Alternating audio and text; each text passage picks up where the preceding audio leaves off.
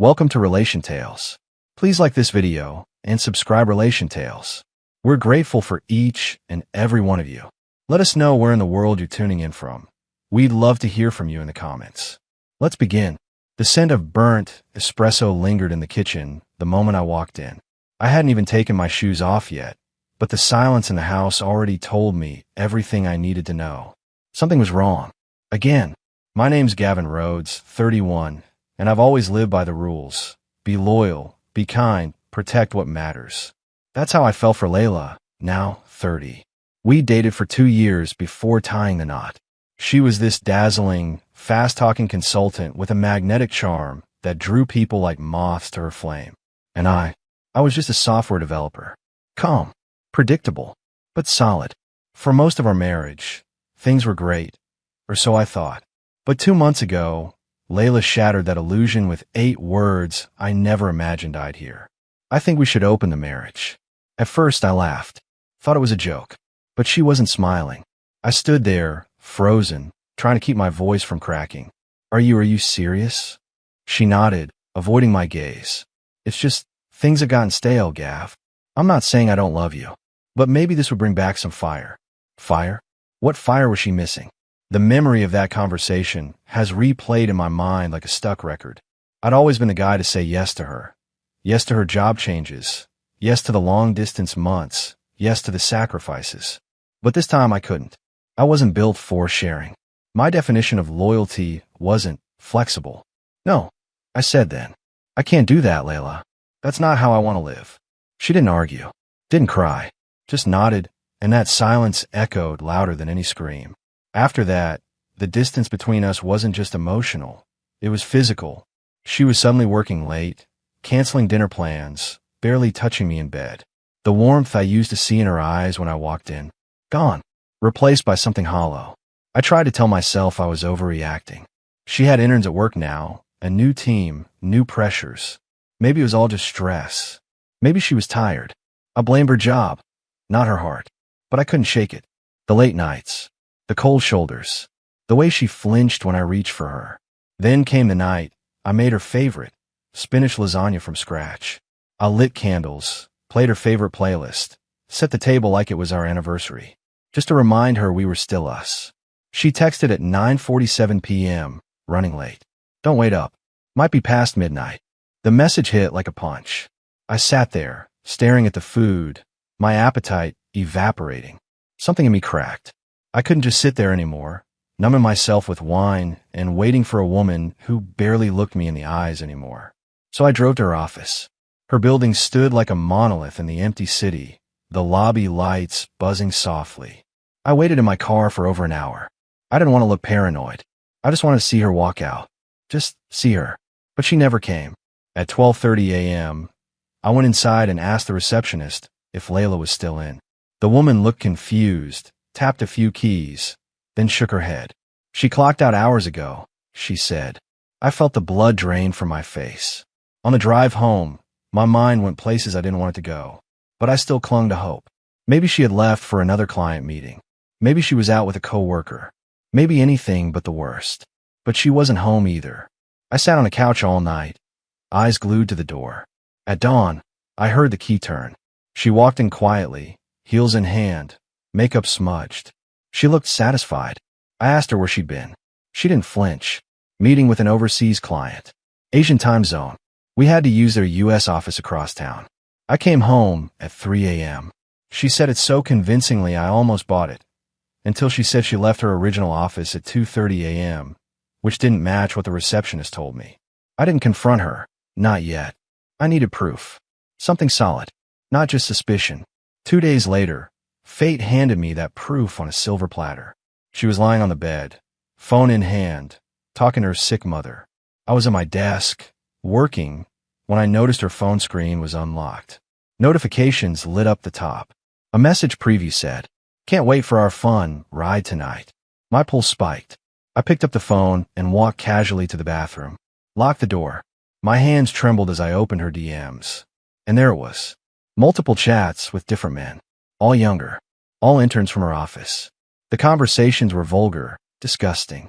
Flirting, nudes, details of hookups. some of them with 2 guys at once. My wife, the woman who once cried happy tears during our vows, was living a double life like some college groupie on a conquest tour. There were photos. So many photos. Some of her. Some of them. All of them together. Tangled up in hotel rooms, work parties, back seats. I emailed every single one to myself. Deleted the sent folder. Closed everything. Stepped out. She banged on the door the entire time. Gavin. My phone. Open the door. I passed it to her without a word. She stared at me, unsure of what I saw. I didn't give her a clue. Because revenge doesn't start with yelling. It starts with silence. I grabbed my car keys, said nothing, and drove straight to the location from her chat, some upscale hotel downtown. She was supposed to meet one of them there at 5 p.m. I sat in the hotel lounge from 3 p.m. onwards, drowning myself in whiskey. By 6, I was halfway to blacking out. But when I saw her walk in, wearing that red trench coat I bought her last Christmas, I sobered up in an instant. She was glowing, laughing, on her phone, not a care in the world. I walked up behind her, whispered, "Good luck with your ride." She froze, spun around. Her mouth opened, but I didn't care what she had to say. I walked away. That was the beginning. What came next? That was only chapter 1 of my revenge. I didn't remember how I got to Leo's apartment that night. All I knew was I was drunk, broken, and numb. The world around me was a blur of city lights and betrayal. Leo had been my best friend since college. He was the wild one, the charming fool with a reckless streak. I always envied how he danced through life. But that night, I showed up on his doorstep like a ghost. He opened the door and just stared. "Jesus, Gavin," he muttered, pulling me inside before I collapsed. "What the hell happened to you?" I couldn't even speak. I just dropped to the couch and passed out. When I woke up, it was past noon the next day. Sunlight poured in through the blinds, and the hangover punched me in the skull. Leo handed me a glass of water and a plate of scrambled eggs. "Start talking," he said. "Now." And I did. I told him everything. The suggestion for the open marriage. The excuses. The nights she came home late. The receptionist's contradiction. The messages. The photos. The hotel. The red coat. Leo sat in silence for a while. Then he stood, grabbed his laptop, and said something I didn't expect. "First things first. You're freezing the accounts. Today." I blinked. "I don't care about the money." "You will." He cut me off. "Trust me. Right now, you're heartbroken. But when that grief turns to rage, you'll want every ounce of control back. She doesn't get to cheat on you and still drain your bank account." We spent the next hour going through passwords, freezing cards, rerouting access. Leo even scheduled an STD panel for me. I didn't want to think about it, but I needed to. My phone stayed off for the rest of that day. When I finally turned it on, it exploded with notifications. Over 100 missed calls, dozens of voicemails, and messages ranging from pleading to raging. I didn't open a single one. I blocked her on everything. The rage didn't come in flames. It came like a cold fog. I was past screaming, past tears. I was hollow now, and hollowness has space for planning. Revenge wasn't going to be a loud outburst. It was going to be quiet, clinical, and devastating. I stayed at Leo's for the next few weeks. Layla tried everything. Calls, emails, even texts to Leo. One night, I caught him smirking at his phone. She just sent me a long-ass essay about how much she still loves you, how the hookups meant nothing, how she was just exploring herself. I scoffed. Exploring? Is that what we're calling betrayal now? He handed me the phone. "She's spiraling. Says she quit her job. Can't get a referral because her interns leaked the photos to upper management. She's blacklisted in her own network." Good. That was karma arriving ahead of schedule. She wanted to be desired. Now she was desired by rumors and ridicule. Leo paused. "You gonna take her to court?" I shook my head. "Not yet. Because I had something better in mind." You see, Layla didn't know that I had mailed myself those photos. She thought she could talk her way out of this, twist the narrative. In her head, I was still the loyal, naive husband who wouldn't fight back. She was wrong. I reached out to a lawyer, Mason Whitaker, the sharpest in the area for divorce and digital evidence.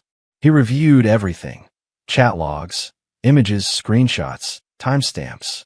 He whistled low. "She's toast. You've got more than enough to push for a no alimony, at-fault divorce. But I assume that's not all you want." I smiled for the first time in weeks. "No," I said. "I want to leave her reputation in ashes, but legally. No drama. No headlines. Just consequences. He leaned back in his chair. Then we'll need a plan. One that leaves no loophole for her to claim mental distress or spin this into victimhood. I nodded. Whatever it takes. We drew up a strategy. The first move? Total silence. That silence drove Layla insane. She expected a fight, a scream, a war. But I gave her nothing. She showed up at Leo's apartment once. Banged on the door. Leo told her I wasn't there. She cried on the doorstep. Then left. I watched the security footage from the hallway later that night, emotionless. She'd given herself away long ago. And still, she kept trying. She sent her sister, Erin, to plead with me. Gavin, please. Erin begged over the phone. She's not herself. She's spiraling. She lost her job, her friends, her entire network. She's on medication. She can't sleep. Good. I replied coldly. Maybe now she knows how it feels to be discarded. She said the interns used her. Erin continued. They leaked her photos around the office. Called her Easy Layla. They passed her around like a joke. She didn't know. I interrupted. She knew what she was doing. She chose to be used. She had a husband, a home, a life, and she traded it all for some cheap thrills. Erin was quiet. She says you made her feel old, unwanted. That's why she looked elsewhere. That hit me. It did. Not because it was true, but because it was the kind of lie people tell themselves to justify cruelty. I didn't make her feel unwanted.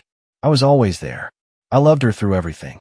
I gave her stability, comfort, loyalty, but she wanted fireworks, and thought they'd come from 20-somethings who didn't know her name. I hung up the phone without another word. My revenge wasn't done. Not yet. Because I wasn't going to stop at divorce. No, Layla had wanted to play with lives. So now I'd rewrite hers. 2 weeks later, I mailed the divorce papers. No warning. No message. Just an envelope at her doorstep. Inside was everything. Proof of infidelity, legal documentation, and a note with one sentence. This is the price of feeling desirable. Layla didn't respond at first. But the next day, Leo called from work. She's at your apartment, he said, crying on the steps. Says she won't leave until she talks to you. I didn't go. Instead, I sent a process server. While she sat outside, sobbing like she was the victim, the server handed her the official paperwork. Her expression, Leo said, was priceless. A week passed.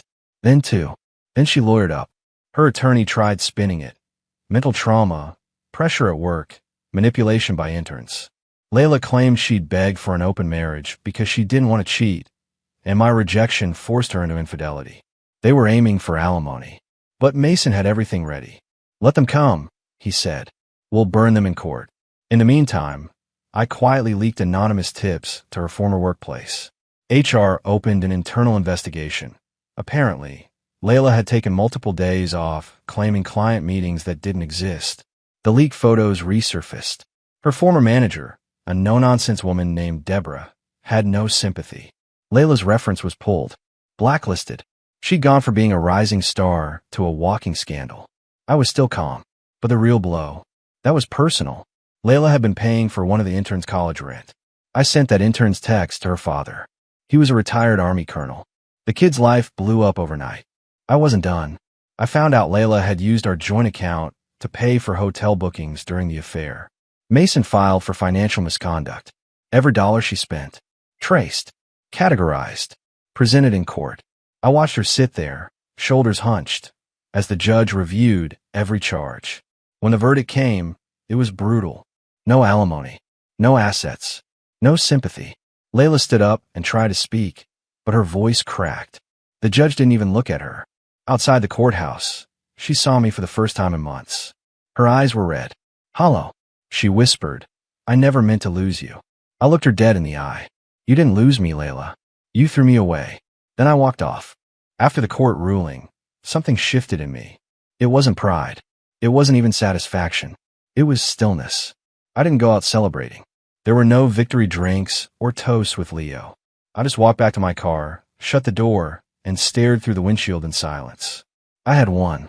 But what do you do when revenge tastes bitter? The woman I once promised my life to had become a stranger. No, worse. She had become the storm that nearly destroyed me. And now, I was standing in the wreckage. Alone. But that's the thing about hitting rock bottom. There's only one way left to go. Up. I moved into a quiet, smaller apartment across town. It had no shared memories. No smells of her perfume. No framed wedding pictures. It was empty, and I needed that. I needed a blank slate. I started running every morning. Not because I liked it, but because it helped me breathe again. Every footstep on the pavement was a reminder. I'm still here. Leo kept checking in, dropping off food, making dumb jokes, trying to lift the air. He even signed me up for a weekend hiking group. I swear, he said, handing me a backpack, you keep moping and I'm going to toss your sorry self off a trail. I gave a half laugh. Wouldn't blame you. Meanwhile, Layla's name kept surfacing, for all the wrong reasons. Word had spread. She'd been ghosted by every firm she applied to. Her ex-interns had shared her photos in private chat groups, and one of them, some idiot named Brad, even posted anonymously about her on Reddit. People figured it out fast. Her reputation wasn't just damaged. It was obliterated. Erin messaged me again. She's not okay, Gavin. She barely eats. Cries all night. She says she wants to fix it all. I didn't respond. What was there to fix? But then Erin added something that made me pause. She sold her car. Her watch. I think she's trying to pay back the money she used from the joint account. That part. That stung. For a second, I almost felt bad. Almost. But then I remembered those texts. The photos. The nights I sat waiting alone while she tangled herself in the arms of boys who couldn't name her favorite song, who never held her hand through a funeral or paid her mother's hospital bills. She didn't deserve my guilt. Still, part of me wondered, did she ever think about what we had? About the quiet mornings, the road trips, the stupid fights over toothpaste brands? I guess it didn't matter anymore. What mattered was that I wasn't broken anymore. I had been, but the pieces were slowly stitching back together, one day at a time. One morning, I woke up, checked my email, and saw a message from a woman named Sierra. She worked at a local nonprofit. Apparently, we'd met years ago during a fundraiser Layla dragged me to. She'd seen my name in a tech magazine about a data security app one was building with Leo. She was curious if I'd like to help the nonprofit with digital protection for their donors. It wasn't a date. It wasn't flirting. But it was something. I met Sierra a few days later at a quiet cafe. She was warm, sharp, and refreshingly honest. We talked for 2 hours about work, trust, betrayal, and what it meant to start over. I didn't tell her everything about Layla, but I did say this. I loved someone who didn't love me the way I deserved. And now I'm just trying to remember who I was before that. She looked at me and smiled. Then let's remind you. For the first time in a long time, I felt something flicker inside me. Not hope. Not yet. But the idea of it. Layla tried one last time. She sent a letter. Handwritten. 6 pages of regret, apologies, flashbacks, pain. She talked about how empty she felt, how the thrill had turned into shame, how she missed the version of herself she was with me. I read it. Twice. Then I folded it, placed it in my drawer, and never replied. Because closure didn't come from her words. It came from the silence that followed. 6 months had passed. Not a day went by without a shadow of her name brushing against my mind, but it no longer cut. It was like an old scar, there but no longer bleeding. I'd finished building the app Leo, and I started working on a secure journaling platform for people going through breakups and betrayals.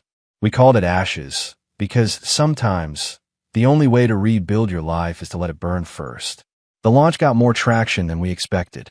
People wrote in from all over. Men, women, partners left in the cold, voices like mine that had once screamed into the void. Somehow, my pain had turned into purpose.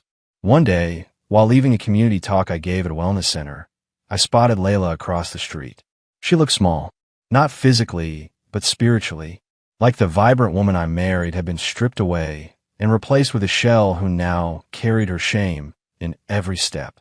Her hair was dull, her shoulders slumped. There was no sparkle in her walk. She didn't see me. Or maybe she did and just couldn't bear to look. Either way, I kept walking. Some ghosts don't need a final conversation. Sometimes, silence is the final chapter. A few days later, I got another message from her sister, Erin. Just 2 lines. She moved in with our parents. She's in therapy now. She finally accepted it's over. That was the last I heard of Layla. And honestly, that's all I needed. Sierra and I weren't a love story yet. We weren't even a story. But we were a beginning. We met for coffee every week, slowly learning each other's cracks and cautions. She didn't try to fix me. She didn't pity me. She just saw me, the man who was still standing. One evening, while sitting on a park bench with her watching the sun dip below the skyline, she turned and said, "I think broken people make the best kind of strong. You don't fake anything." I looked at her, really looked, and for once, didn't feel guilt for smiling. "You know," I said, "I used to think revenge was the win." She raised a brow. "And now I know it's peace. Because revenge had its day. The court, the finances, the photos, the ruined career. Every piece of justice had been served. But what Layla never expected was that the final blow wouldn't be loud. It wouldn't be her name on headlines or office gossip. It would be my silence, my disappearance from her world, my refusal to let her story shape mine. She expected rage, but I gave her the one thing her ego couldn't process: irrelevance. In the end, I didn't just walk away from the woman who betrayed me. I walked back to the man I used to be, and somewhere along that road, I became something better. Not bitter, just free.